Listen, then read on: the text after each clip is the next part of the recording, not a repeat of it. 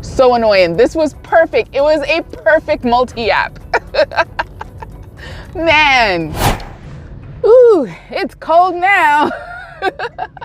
Oh my goodness. I came out here in a cap and I quickly went inside for a toot because I was like, no, it's cold. Like my ears are cold. My neck is cold. This is not happening.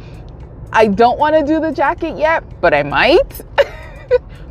But I don't want to. But I'm like, oh my goodness, the weather is changing. But hello. It's Sunday. We're gonna go out for a bit today and we'll see how much money we can make. I turned on the apps at 1 o'clock at home and I got this order while I was putting everything in the car at about 1:20 something. Did you notice now that Uber has an accept button? It's not just the decline X at the top and it's not the green. Oh, but I didn't see if there's a timer.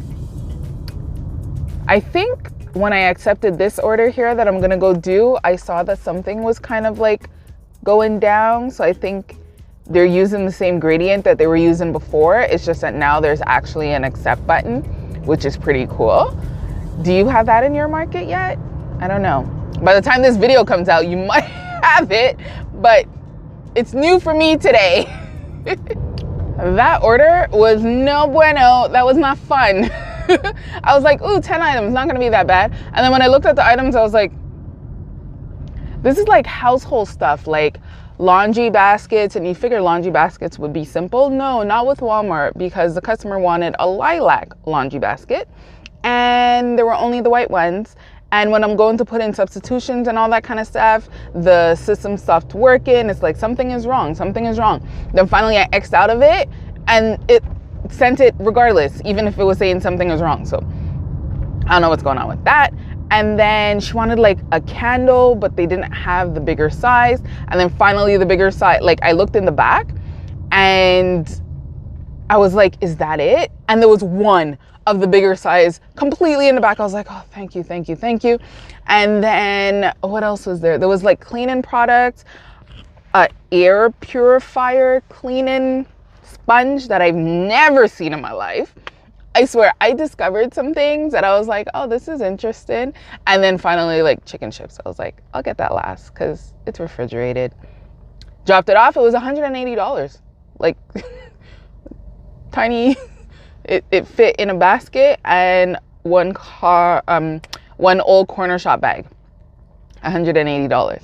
So whatever, I dropped it off at an apartment building. She was super nice. She was super grateful. And then I got this order to go to Costco, which I'm assuming it's not going to have a hidden tip because it came in at like 23 or something like that. But I'm like, it's only 5 items at Costco and it's no cases of water. So it's not going to be too complicated to get. Let's go and get that done. Today is definitely not my day when it comes to doing these shopping orders. Oh my goodness. 5 items at Costco. Just 5. That's it. First, the Laughing Cow cheese. I don't know what I was thinking. I went to the cheese section and I was like, oh, is it not in this cheese section? Like where the string cheese is that I buy for my children. So I remember seeing Laughing Cow cheese there and I'm like, why can't I find it? So then I went to the specialty cheese section and it's not there either. So I'm like, what is going on? So I asked one employee, she's like, yeah, it's over there by the cheese section. And I'm like, I looked, but I could be blind. She's like, oh, it's all the way at the bottom. I get over there, it's right there. I don't know why, I don't know. And then the stupid pita chips. Oh my gosh.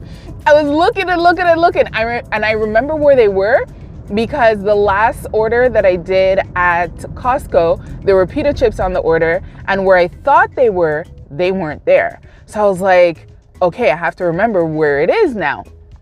I go over there, nothing. However, I did see it up on the shelf, you know, like when they have the things in the pallets. And I'm not that person.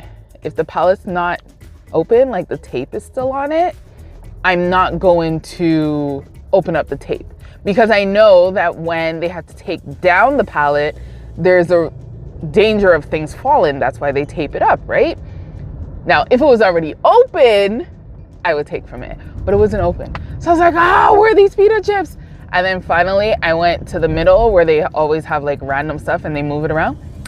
That's where they were. The box was empty though. There was maybe like 2 pita chips left. And then like you have to take away one of the separators that they have. Ugh, Costco. I have a love-hate relationship with Costco. I love Costco. I love going to Costco. But man, when you can't find an item, it takes forever to find it. So now we're doing the 7-minute trek to deliver it to the customer, and let's see what else we can get done. I'm really hoping for an Instacart. I don't like with Uber, with the hidden tip stuff, you know, that like any order can go up by a lot when you do a shop and order. But with Instacart, you see it. It's right there. But it's been quiet with Instacart today. Well, Instacart's usually pretty quiet for me in my area. So you tell me, for Uber shop and deliver, what's your favorite store to go to and why? And what's one store that you really don't like going to for deliveries and why? All messages will be auto-translated. Well, I got this shop and order on DoorDash, and I was like, all right, it's a lot of items, but let's see what this is all about. And then I saw that there was like a whole bunch of like duplicates of stuff. I was like, oh, that's not bad. I can get that done. This was to a customer that I delivered to before, and I could not remember because I zoomed into the map and I saw which house it was, but I could not remember if they tip well or not. Like I remember just not being like ever disappointed when I left their house, but I couldn't remember if it was like, oh yeah, they tip well or whatever. So I was like, oh, whatever, I'll go do it. So I was doing the order, being very communicative because like that's just the way I am when things were out of stock, or like I was like, this salad does not look good. Like there's this one though. So when I dropped it off, I remember one time I had to place an order for her and there's no bags. So I had to leave everything at the door. So this time I sent the message saying, hey, there's no bags. I'll have to leave everything at the door. Or do you want to meet me with your bags? So she met me at the door with her bags. And she sent me a message after. She's like, the app won't let me modify my tip and add the tip. She's like, service was 10 on 10. I'm going to contact support. I was like, aw, thank you so much. Like, I didn't expect that she was going to up the tip. Granted, I was a little like, $5, but whatever. Got it done. Then I got this order here. Had to wait a while at this restaurant. I do not like going to this restaurant. Like, I really don't. Just because I always have to wait every time I go there. But whatever. Now I'm dropping it off and let's see what else we can get done. It is now 7:15. Why does KFC say package? Wow, it's a no tip order. At least Uber paid well. So many new changes with Uber. I like this. Let's see if my experience is better today at La Belle et La Bœuf. Hopefully I don't have to wait. If I do have to wait, hopefully not too long. Let's go. Oh man, McDonald's is killing me here. I was about to go home and I got this order from DoorDash to go to like Rockaberry, close to my house. And I was like, oh, I don't know. Okay, fine, I'll do it. And then I got an order from Skip going to McDonald's and then going close to where that DoorDash customer lives. So I'm like, I'll do both because technically I can get to the DoorDash customer 2 ways. Go through one street or pass by McDonald's and go through the other street. So that's what I did. But McDonald's, the food's not even close to being ready. They're like, the nuggets are still in the oil. It's gonna be like 3-4 minutes. I'm like, I have an order to drop off. I'll swing back around and pick it up. So annoying. This was perfect. It was a perfect multi-app. Man, I have a question for you. What skill do you have that you can monetize? Now, hear me out with this one. Let's say you're someone that likes to bake. Can you bake and sell your items?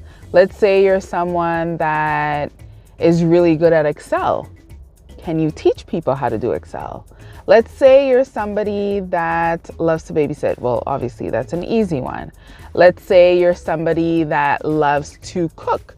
Can you either teach people how to cook or can you cook for people and then sell that? So many options there. Now, the reason why I'm asking you this is because, so this is the gig economy, right? This is a side hustle. Unless this is like your full-time job, you can still listen to this and you're still going to benefit from it. What else can you do to add income to your pockets? You can create a course. Dude, everybody is creating a course nowadays, and it's because they work. It can be a tiny course, like a $30 course, a 37, well, not 30, because that price doesn't work in marketing. That's a whole different discussion.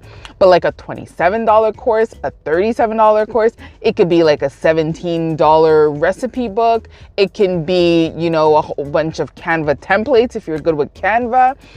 It can be a $3,000 course, a $200 course, whatever the case might be. It could be a course. It could be a physical product. It could be a digital product. It could be a video series, whatever the case might be, guys. There's definitely something that you're good at. And I want you to put it in the comments. Pause right now and think, if I had to do this one thing for the rest of my life and be happy with it, what would it be? So I want you to pause and think, what is something that you can monetize that you're currently doing or that you absolutely love doing? Let me know in the comments. And then there's so many different ways that you can do it. As I just mentioned, it could be a digital product. It could be a physical product. It could be services. Like, let's say your friends tell you, you know, when we talk to you, like, you really listen, you're super motivational, you know exactly what to tell us. Hey, maybe you could be a coach. Like, there's so many things that we can do out there to bring on more income. And then you never know, that side business could eventually turn into a full-blown business. You just have to take that risk and take the chance. So that's what I'm asking you. What is one of your passions that you can monetize and that people would actually pay for? Like, you can't be like, hey, I don't know. Granted, people pay for everything nowadays, but you got to think, what would people pay for? What are other people already selling? That's a good indication that people are paying for it. What do you love? What are you good at? And yeah, how could you make some money? So I want to know in the comments from everybody watching this. Let me know in the comments. Don't be shy. And let me know if you like having these little, like, you know, business type talks in the video as well. As I mentioned before, I'm really into marketing. I love marketing, like email marketing, social media marketing, all that kind of stuff. Like, I just love that. And I'm in the middle of it because I'm here like building my side business. So it's top of mind and I love sharing. So let me know if you like these talks. Let me know if you want to know like some books that might talk about this kind of stuff. That would be really good. And I'm gonna try to share as much as I can with you. But that's only if you guys actually want to hear about this stuff. So I need to know in the comments if you actually want to hear about, you know, how to diversify your income, create a new business, create a side business, all that kind of stuff. Now, that whole Rockaberry McDonald's fiasco, it was planned perfectly. So if you don't know how to multi-app, meaning take in 2 different orders on 2 different apps, check out this video here. It's old, but it kind of gives you the right information. And then maybe I'll update it. Let me know actually if you want me to update that video, and I'll be able to give you a little bit more examples on how you can multi-app safely and avoid contract violations. Like this video, subscribe to the channel, and I'll see you next time. Bye.